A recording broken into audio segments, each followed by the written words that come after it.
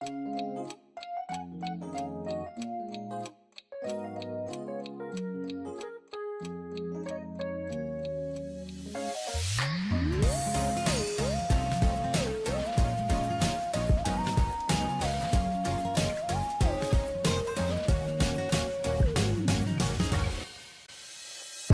tout le monde, c'est Pro.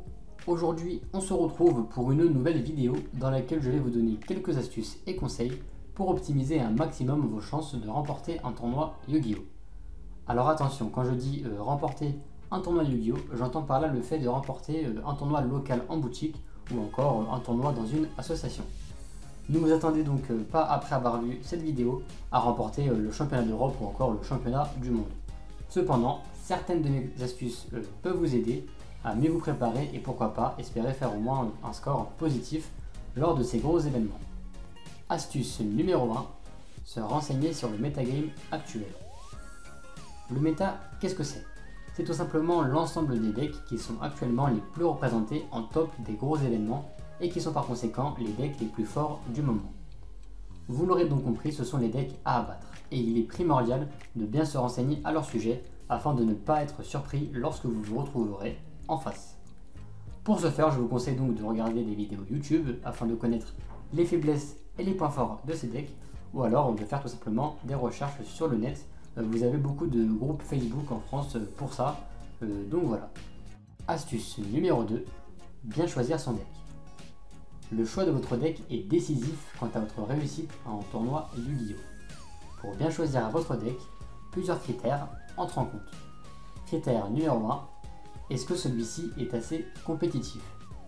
Demandez-vous si avec celui-ci, vous seriez capable de battre des decks présents dans le metagame. Comprenez que vous êtes dans l'optique de faire du résultat et qu'il est donc très important de jouer le deck qui vous aidera le plus à atteindre cet objectif. Critère numéro 2, combien êtes-vous prêt à investir? Car oui, comme vous le savez, Yu-Gi-Oh! Est un jeu fort amusant, certes, mais il reste payant. Et lorsqu'il s'agit de faire de la compétition, eh bien ça commence à devenir assez coûteux. Donc préparez-vous à devoir débourser un minimum pour pouvoir jouer un deck assez compétitif, ou alors essayez de vous faire prêter les cartes les plus onéreuses par vos amis. Critère numéro 3, choisissez un deck qui vous plaît. Et oui, c'est la clé du succès. À quoi bon investir et jouer un deck compétitif si c'est pour qu'à la fin on ne s'amuse même pas avec? Alors si vous souhaitez jouer un deck, si vous souhaitez jouer votre deck Kuribo Moki Moki ou alors votre deck 6 Samouraï, eh bien foncez, mais assurez-vous tout de même d'y ajouter pas mal de cartes permettant de contrer les meilleurs decks du moment. Astuce numéro 3, s'entraîner. Une fois votre deck choisi, à vous de bien vous entraîner afin de connaître les moindres combos possibles et inimaginables de celui-ci. Pour ce faire, eh bien, je vous conseille de jouer avec vos amis ou alors avec des inconnus du monde entier sur Yu-Gi-Oh! Pro ou alors Dueling Book. Mais pensez également à vous entraîner face à des decks méta que vous retrouverez également sur ces deux logiciels. Astuce numéro 4, préparez minutieusement son side deck. Le side deck est un élément très important dans n'importe quel tournoi. À la fin de la première manche d'un duel, vous aurez la possibilité d'enlever les cartes les moins utiles de votre main deck face à votre adversaire afin de les remplacer par d'autres qui le gêneront beaucoup plus.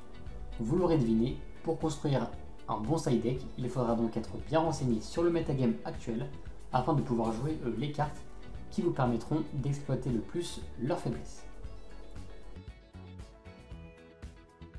Astuce numéro 5, bien petit déjeuner.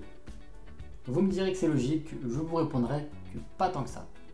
Nombreux sont les joueurs qui se rendent au tournoi avec le ventre vide et l'air de rien, ça peut jouer sur votre réussite.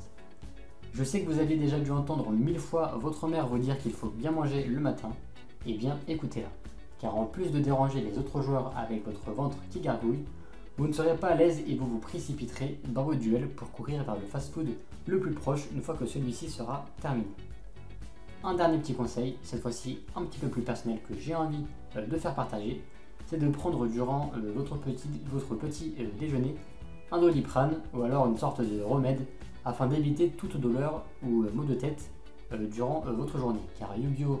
Demande énormément de concentration et le fait d'être confiné dans une salle toute la journée peut souvent vous donner la migraine. Donc voilà, pensez-y. Donc voilà, cette vidéo touche maintenant à sa fin. J'espère qu'elle vous aura plu.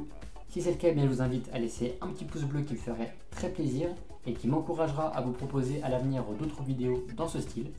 Je vous invite également à vous abonner si ce n'est pas encore fait pour ne pas louper mes prochaines vidéos et pourquoi pas commenter vos propres conseils pour remporter un tournoi Yu-Gi-Oh! C'était The Pro, bye YouTube!